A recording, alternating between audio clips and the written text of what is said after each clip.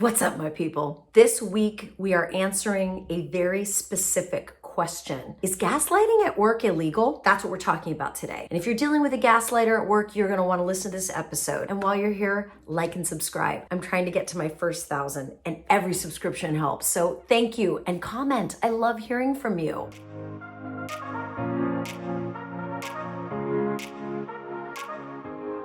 Let's get into it. So is gaslighting illegal at work? Well, here's a short answer and there's a longer answer. The short answer is not necessarily. It's like asking, is it illegal to be a jerk face at work? It totally depends on where you work. Look, some environments, jerk faces are the ones that are rising in their careers. In some environments, the gaslighters are running the coop. I mean, hashtag Weinstein Company. You know what I'm saying? So in and of itself, gaslighting is not necessarily illegal. But before we go any further, if you're like, well, what does that mean? How do I know I'm being gaslit at work? Gaslighting is when we try and kind of talk someone out of their version of reality. We manipulate them out of their perspective and into our perspective. You're getting gaslit at work if you know someone is lying, but they're like, what do you mean? I'm not lying. Oh my God, there's something wrong with you. I think you're crazy. I think you're losing it. That's an example of gaslighting at work. Or someone who says, if you ask them to do a project and they're like, oh yeah, I'm almost done. And then you find out that they haven't even started. And when you ask them about it, they're like, why are you on my back? Like, why are you so paranoid? You'll get it. You'll get it. You're being gaslit.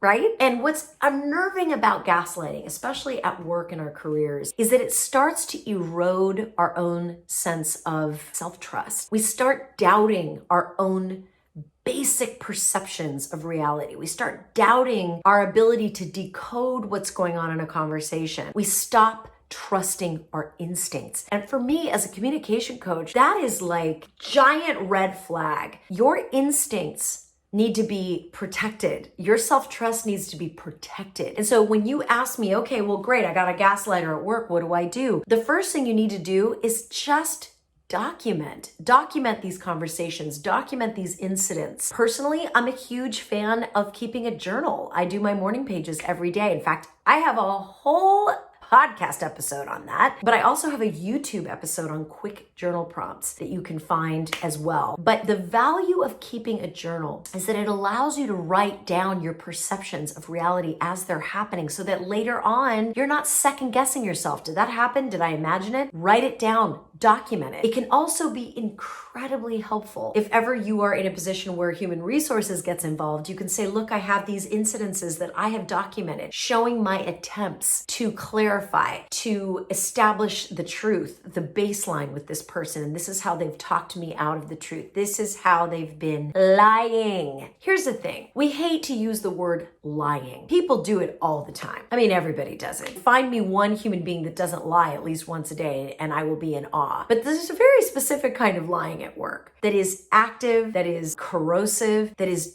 just completely out of integrity. And that's the kind of stuff that gaslighters are trying to cover up. They want to cover up their own lies. And so you need to be able to document, this is what happened, this is what they said, this is what the truth was. And they tried to do an upholstery job over it to cover it up, right? So documenting and keeping track of what's going on allows you to maintain that sense of self-trust because we are nothing without our trusting of ourselves. Now, having said all that, if you are worried that maybe you're making a big deal out of nothing, if you are truly worried that you're misunderstanding something, go to someone whose opinion you trust and say, I need to run this by you. This is what happened. This is the sense I'm making of the situation.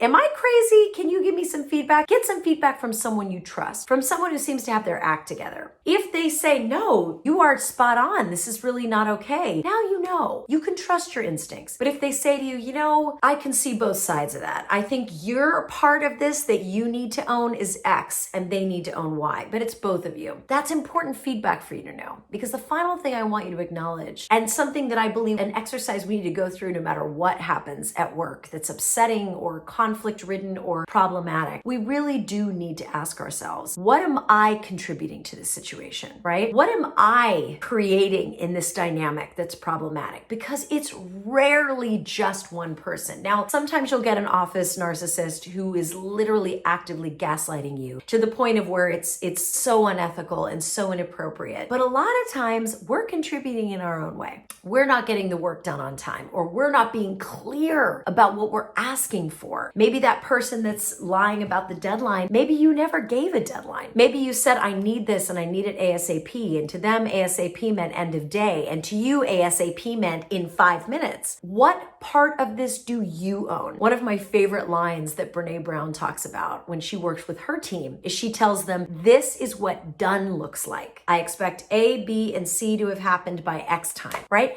Crystal clear. We don't have to be jerks about it, but we need to communicate clearly. We can't expect people to read our minds. So before we go banana wacky on somebody and turn them into HR and call them a gaslighter, really make sure you have cleaned up your side of the street. But if you're asking things like, is gaslighting illegal at work? That tells me something about the situation you're in. Because when we use words like illegal at work, there's an inherent kind of helplessness there. Like maybe you're not in a position of power to where you could have a direct conversation and be like, dude, what gives? I said X, you said Y, I'm confused. What's going on here? To me, that tells me that you are not in a position of power, that you need to build sort of a coalition of support around you. In other words, if you're feeling powerless against a gaslighter at work, you're lower on the totem pole than they are. You have less power in the dynamic than they have. I really recommend reaching out and connecting with people who can support you. Maybe it's people that are above you, maybe it's finding a mentor, maybe it's finding a partner in human resources that can really work with you, that can be your ally. Because if you are asking the question if something is illegal, that to me sounds like you don't have a lot of allies, that you are alone in this situation. And we can't have that. You need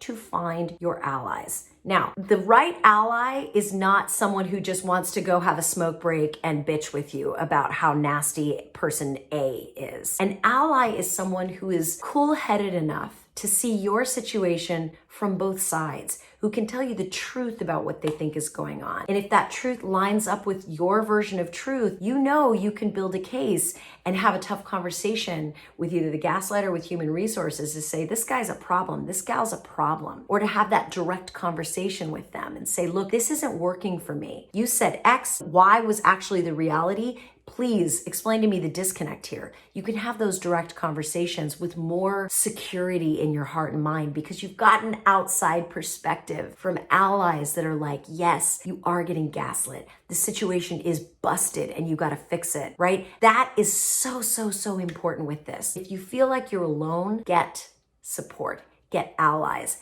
Get an outsider's perspective. It goes a long way. Now, if you're ready to confront the gaslighter, if you're ready to deal and go deep with that gaslighter, two things. I have another video on dealing with gaslighters at work that you can check out, but I also have a really detailed podcast episode on gaslighting that will walk you through every step you need to take. I will make sure it is linked and listed in the notes, but do the homework. Practice the scripts. When you're ready to confront the gaslighter, do it with grace, directness, confidence, and a willingness to hear their side of the story too. But you've got this. Just know you've got this. And shine on. We need your light. And if this was helpful to you, please drop me a comment and let me know. I just love it. And share this. Consider sharing this with somebody you know that's going through something similar. Let's help each other out, people. Have a great week, and I'll see you next time.